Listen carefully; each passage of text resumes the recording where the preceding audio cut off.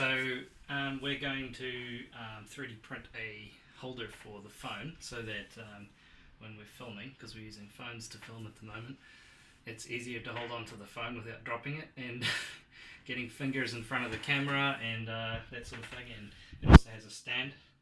I'll show you.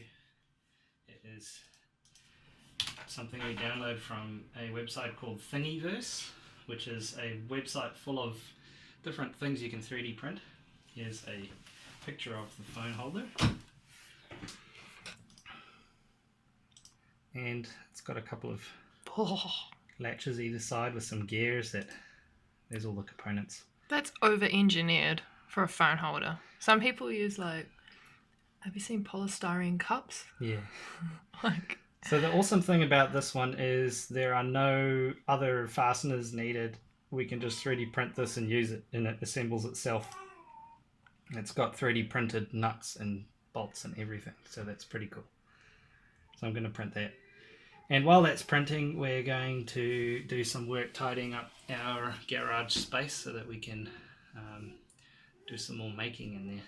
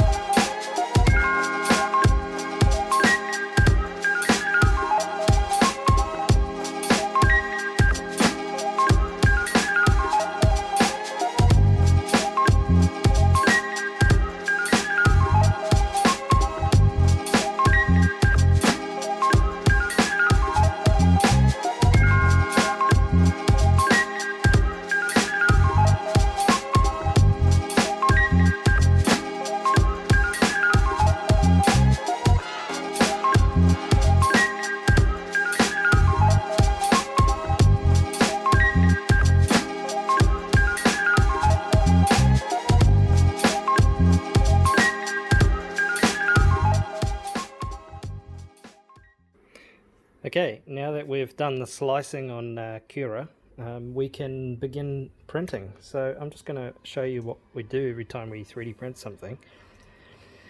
This is the Creality Ender 3. It's been pretty cool. It's probably the best value for money 3D printer you can get, in my opinion. So first thing we've got to do is preheat the nozzle. So set this to preheat PLA. So we're using PLA filament for this, and that will start heating up the nozzle. And I also like to set the temperature of the bed to 50 degrees, which is what it's going to be when we begin printing. And now I will also choose print from SD and select the phone holder, and so this will basically wait for the printer to get up to the correct temperature before it starts, and then it will begin 3D printing. Okay, so we're almost at temperature now. You can see that when the temperature gets up there, the filament starts to squeeze out of the nozzle there. It's a little bit hard to see. There we go. And now what it's going to do is just try to get rid of that extra muck by running a line along the edge of the bed here.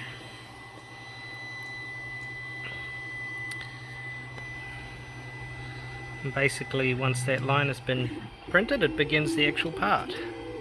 Oops, the clip was a little bit too close to the edge of the print there.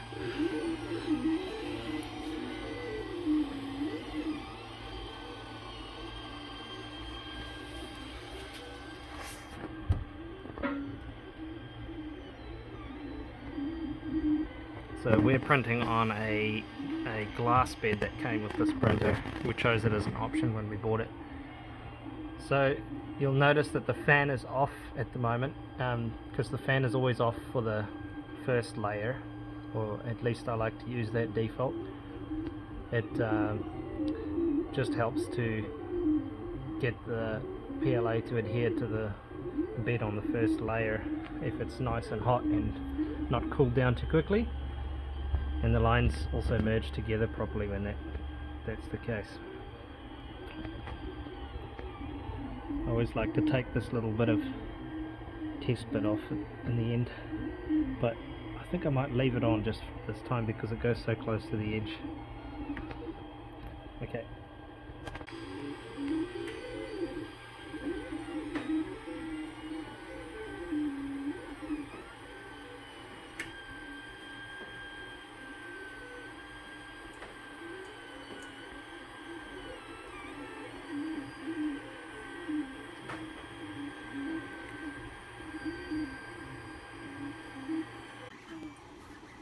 Okay, so 3D printing the first layer is the most important part.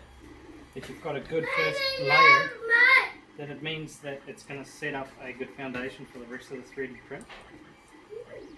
That is assuming, of course, that there's nothing else that goes wrong. But if you have a look closely, you can see that we've just about finished the first layer. As a matter of fact, I think it has finished the first layer. It's onto the second layer already. What I have found is with this 3D printer, sometimes the second and third layer don't come out so great, and I think the reason for that is these V-groove roller bearings aren't as good as linear rails, and it gets a little bit stiff near the bottom of the Z-axis, which means that it struggles to get up high enough, and then sometimes the second and third layer are not quite as high as they should be, and it sort of messes up that layer, but otherwise it's okay.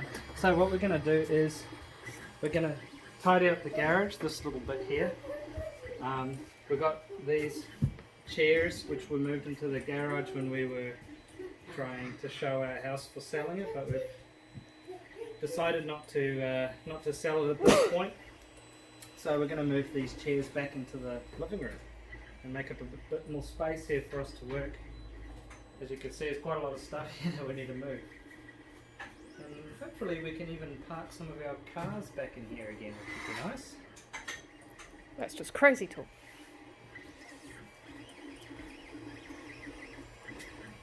Yes, I'm not quite sure how to go about this, like what's the next step. So what are you thinking? We've already done this bit, but I'm thinking we could just continue on, but we're going to have to cut a few more heaps, popsicle sticks, ice block sticks if you're Kiwi. What do you think, Daniel? Yeah, I think we might as well finish what we've started and work on the roof a bit. Yeah, so we've done to use that. That was 3D printed. Hmm. And we've painted that. Looks great. Have you got the one on the inside glued in as well? No. Ah. I don't even think I've painted it. True. Oh, so that's the... Yeah, so I'm going to have to paint both of them and then just get cracking on that. Okay.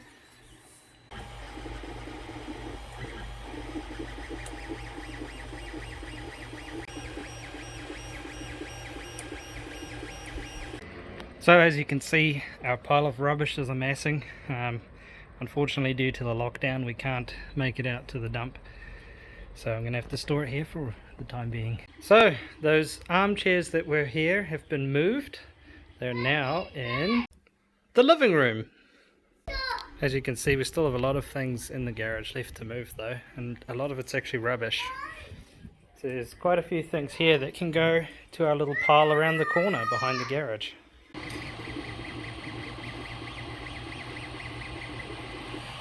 Ah, that's much better. Most of that rubbish has been moved around the side now, and there's heaps more space here now. Still got a few more things to move. Some stuff's got to go back into the house. Some stuff will go up in the attic, and then we should have heaps of space. And we picked this thing up. Now, it's not the most of high quality drawers, should I say, but we could certainly do something with it. It does look quite nice. It's made out of laminate chipboard basically, but we can sand it down and paint it, and that'll be one of our other upcoming projects. And Jasmine, why don't you tell us what you're thinking about it? This bad boy right over here can store clothes. Aesthetically at the moment it's pretty ugly. Well, if you look, I mean, if you had a close up, I mean, it's got a lot of like defects in there. Like a lot of just cheap mistakes were made. We found this on the side of the road, you should know that. And we thought, oh, let's give it a second life. Just to clarify, we're not hoarders. We just have an eye for potential. Yeah, so we've got, this has been adapted. This is a new one. Yeah, so these look like the original. But I mean, we've got one missing. So, I mean, that one's just, yeah. What I'm thinking is we can sand it down, paint it, some lacquer.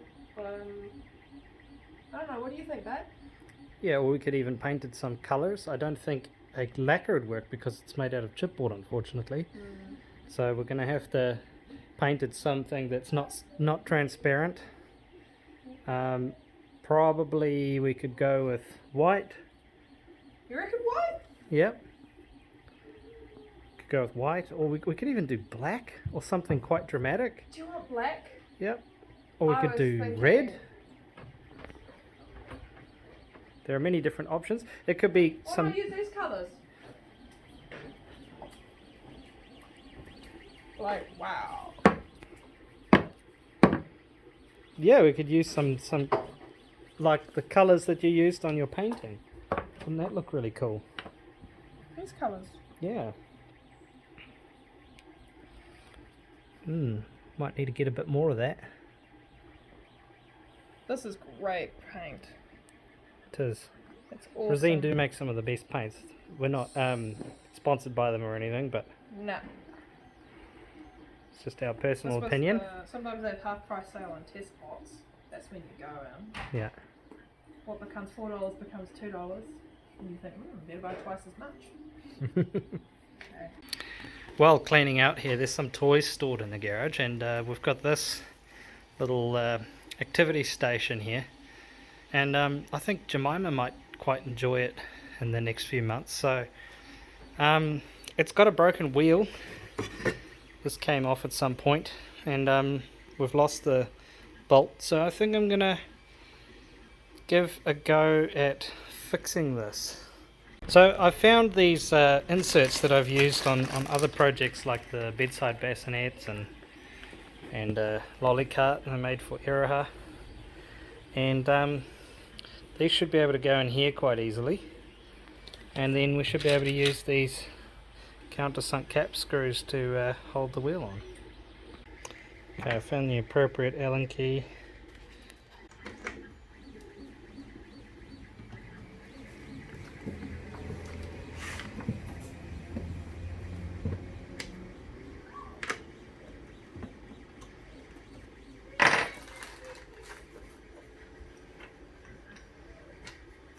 Alright, let's see if this works.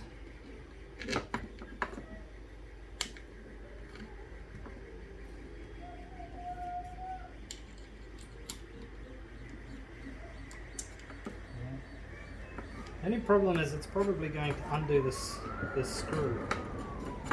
So we might need to put some glue on the thread. Unfortunately I haven't got any Loctite, that would have been perfect.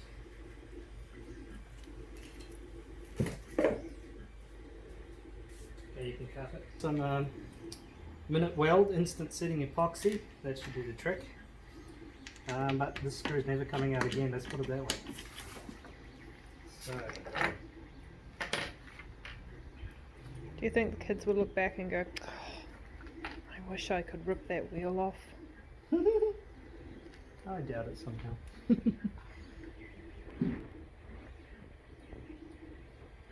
Okay, this stuff smells really bad, so you've got to use it in a well ventilated area like the open garage door. Mix it all together. This stuff sets really quick, so don't have a lot of working time. It smells so bad. And what I'm going to do is just put a little bit on the inside of the insert here, like that, and then when I go to screw this in, I just won't screw it in all the way so it's not super tight, just enough so that the wheel is held in place and can still turn, and then we just wait for that to dry, and then that screw will be set in there pretty much forever. The rest of the screws I'm not going to bother with, I might just tighten them. They're pretty fine the way they are. Okay, that's pretty much it. So we're making some more progress. The toys have been taken out of the garage and some of the rubbish has been thrown away. Still got a couple more things to bring into the house. I've moved these drawers over here for now. I'm busy tidying up these blocks. Sorry, I would have done a time lapse for you guys, except my battery's dead on the GoPro. It's on the charger at the moment. That's what I would have used to do it.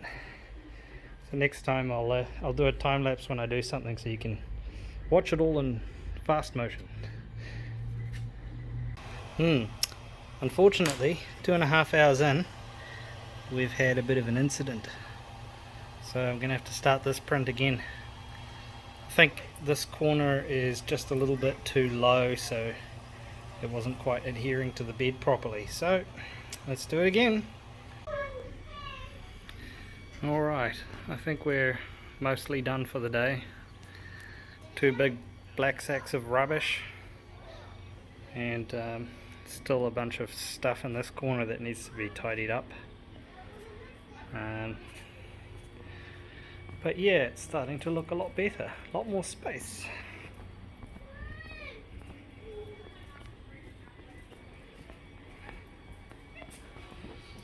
Now, probably also just need to put a few of these things away. I've got the GoPro there so that you can see a time lapse of this later, and I've also repurposed these drawers. Got the 3D printer related stuff in here, and I've got the Dremel tool in here. Yeah. So that's pretty much it. Garage tidy up is done, so now we can focus on our projects and actually make some content about the stuff that we want to create rather than just tidying up. Alright, well, that's us for this video. We'll catch you next time when we do a video on the dollhouse, what we're doing next. Alright, cheers!